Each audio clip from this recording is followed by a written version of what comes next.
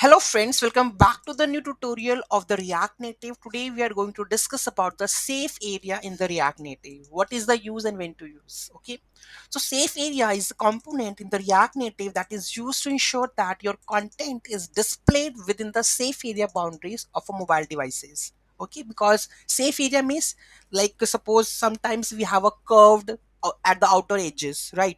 So in that case, suppose we have a header, right? Sometimes it cut in the some of the screens and some of the screens is not. Okay.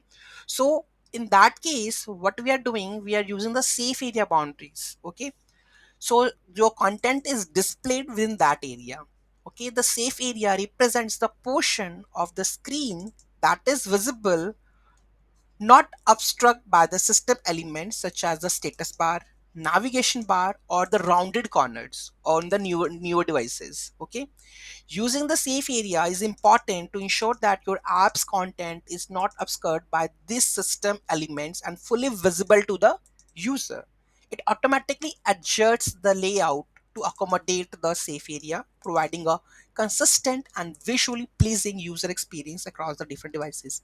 This issue I'm facing in the Android 12 on one of my React Native applications, that in the Android iOS 12 there is a outer edges cutted.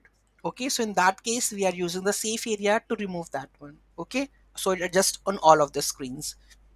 So let's see how we are going to use that. Just safe area part and wrap all the component into that one. Okay, so this is, you have to import it from the React Native and wrap that. Anything that you want to show, that part you need to just wrap into the safe area section. Okay, so any doubt, any query in that, do let me know in the comment section. Those who haven't subscribed my channel yet, please do subscribe my channel, and if you like the video, please do like, share and comment on my video. So let's get started.